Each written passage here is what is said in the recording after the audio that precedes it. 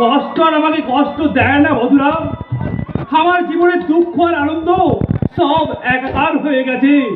তুমি ফিরে এসেছো? আচ্ছা, কোনো কাজের সন্ধান তুমি পেয়েছো? না বধুরা, একটা চোরকে কেউ কি কাজ দিতে যায়? সারা দুনিয়ার কাছে আজ আমি চোর সেজে গেছি বধুরা। এই সিদ্ধান্ত সরকারের একটাই পরিচয়, সে চোর, সে চোর। সারা পৃথিবী তোমাকে চোর বললেও বধুরা তো জানে তুমি কি। এরপরও তুমি বলছো ঈশ্বর আছে? হ্যাঁ, ঈশ্বর আছে। ঈশ্বরকে করুণাময়, তাকে যে বেশি বিশ্বাস করে তার প্রতি তিনি ভালো করে পরীক্ষা দেন।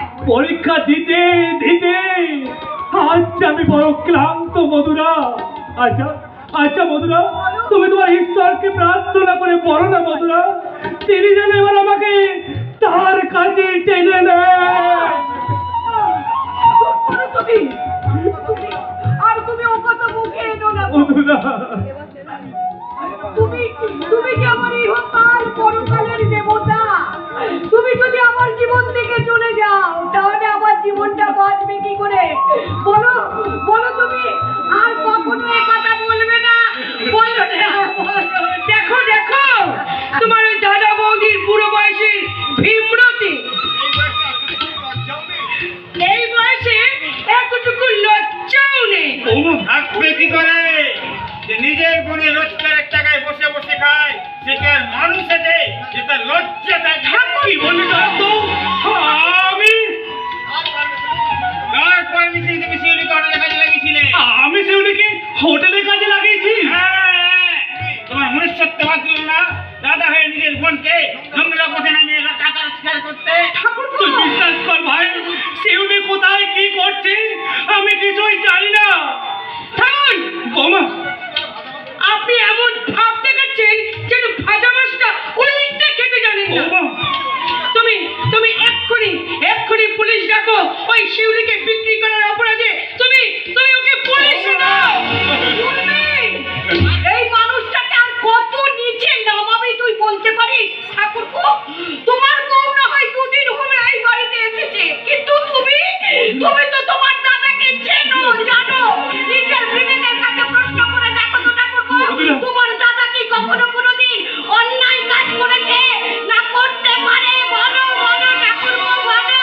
আরে নয়, পেরেছে। তোমাদের সব আদর্শবান মুখোশ পরা স্বামী নিজের বোনকে নোংরা পথে নামিয়েছে। সে এখন হোটেলে ওর পুলিশের কাছে তার রূপ জয় মনে মিলে দেবে। তোর তো মুখ যাবি। তোমার এই হাতটাই যাও, বেরিয়ে যাও। জয়ন্ত, তারপরে তুমি শিল্পীকে বলবো জয়ন্ত, শিল্পীকে নোংরা পথে নামিয়ে থাক থাকতে ভাই থাক। এই পুরো বাড়িটা দখল দেওয়ার জন্য তোকে আর মিথ্যাচারের আশ্রয় নিতে হবে না রে ভাই। এই বাড়িটা তোকে আমি ছেড়েই দিলাম। তুমি কি বলছো? এই বাড়ি ছেড়ে দিলে আমরা কোথায় গিয়ে থাকবো বলো? আমাদের মতো সহায় সম্বলের মানুষ যেখানে থাকে, ফুটপাত নয়তো গাছতলায় খোলা আকাশের নিচে আমরা নতুন করে বাঁচার রাস্তাটা করবো বন্ধুরা। হয়তো কুলিগিরি করে নয়তো ভিক্ষা করে আমাদের পেটের অন্ন জোগাড় করবো, অন্ন জোগাড় করবো। চলেছ বন্ধুরা, এই বাস্তু দেবীকে আমাদের শেষ প্রণাম জানিয়ে আমরা এখান থেকে চিরবিদায় নিই। দুঃখের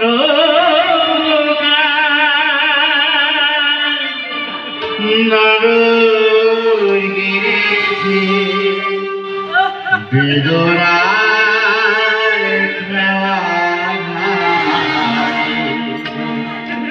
দুঃখের নরর গিরেছে বেদনার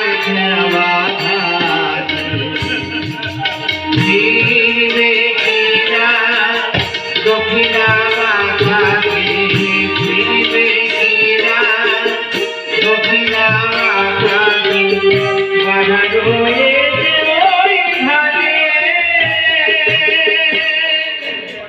বেদনার খেলা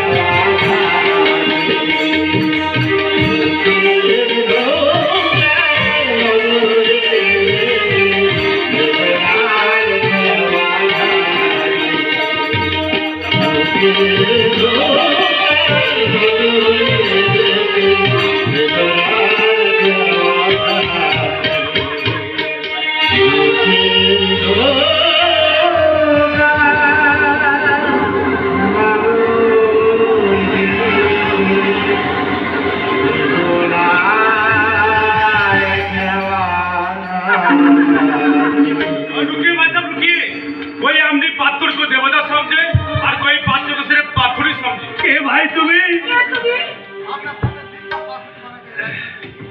अपना सारा दिल का पत्थर पर कर रखना चाहिए। के भाई तुम्हें हमारा नाम शेख गुलशन गाजी।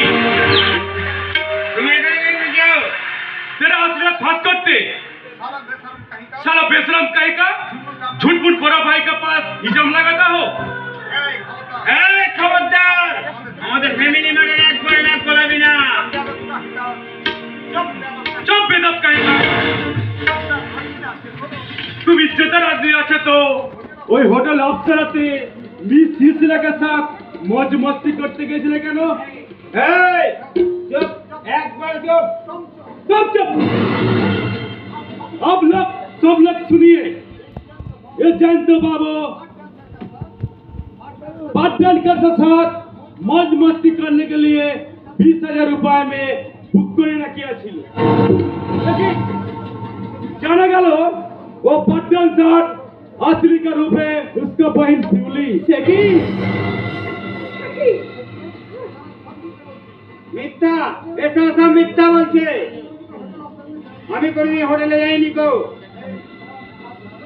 এই এই মিথ্যাবাদী সাধু পুরুষ বলে হোটেলে যাওনি তো? তাহলে ও জানলো কি করে যে তোমার বোন ওই হোটেলে আছে? না মানে মিথ্যেবাদী শয়তান জোচ্চোর লম্পট। আমি আমি ঘরে থাকতে তোমার স্ত্রী থাকতে তুমি তাকে উপেক্ষা করে একটা হোটেলের মেয়ের সঙ্গে তুমি ভর্তি করেছো? বলো কেন কেন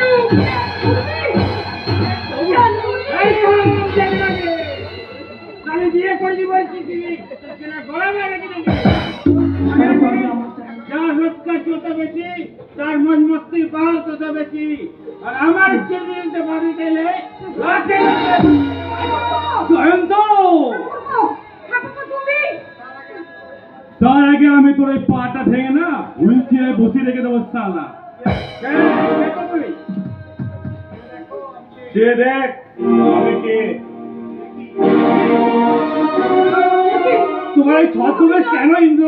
ইন্দ্র তুমি এই ছদ্মবেশ না নিলে আমি জানতেই পারতাম না যে শয়তান সুদর্শন চাকি আপনার ফ্যামিলিটাকে শেষ করার জন্য কে জঘন্য চক্রান্ত করেছিল। আর 7 দিন বই সেই চক্রান্তের শিকার হয়েছে আপনার ওই মেজ ভাই জয়ন্ত।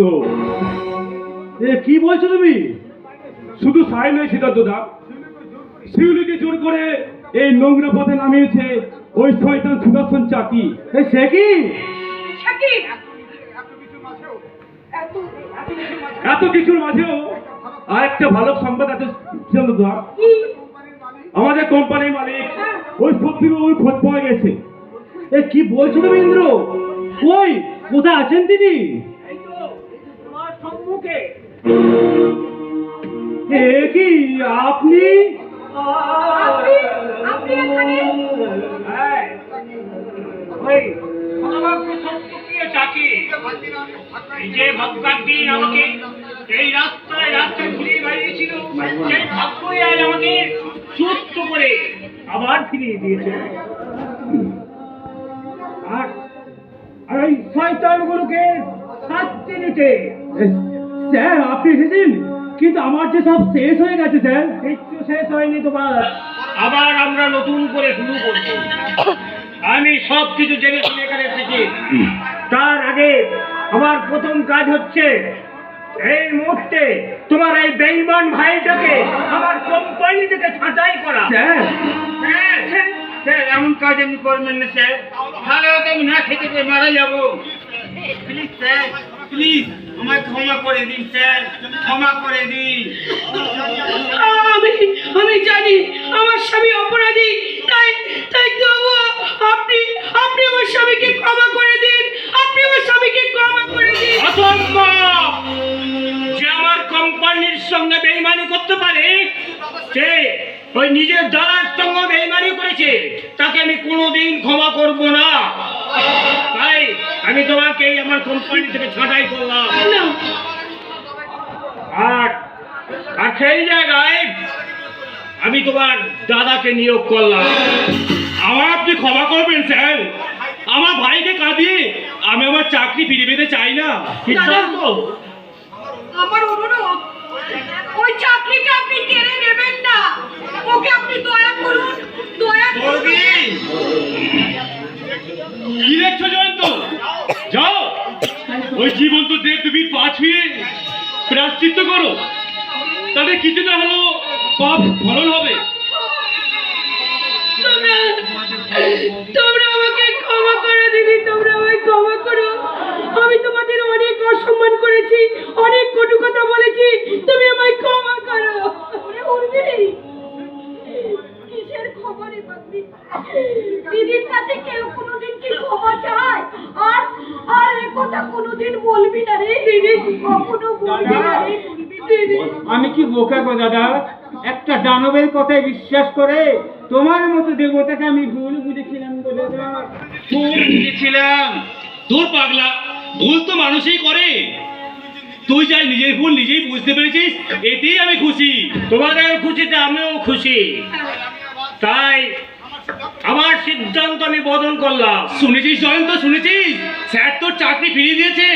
এবার যা জয়ন্ত, তোর আমার মধ্যে ভুল বোঝাবুঝি মিটে গেল, তোরা ঘরে গিয়ে তোদের স্বামী স্ত্রী ভুল বোঝাবুঝিটা মিটিয়ে নে।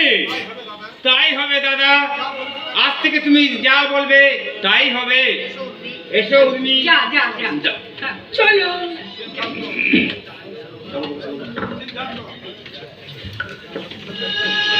সিদ্ধান্ত, সিদ্ধান্ত, আমাদের বিপর্যয় কেটে গেল, তোমার দেখেছি বিরাট বিপর্যয় চলছে।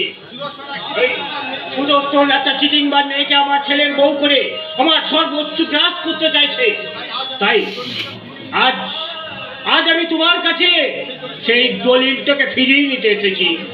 আমি মহা অপরাধী স্যার। সিদ্ধান্ত, আপনার বিশ্বাসের মর্যাদা আমি রাখতে পারিনি। সিদ্ধান্ত, তার মানে মানে অত্যন্ত দুঃখের সঙ্গে বলছি স্যার, সেই দলিলটা আমরা হারিয়ে ফেলেছি।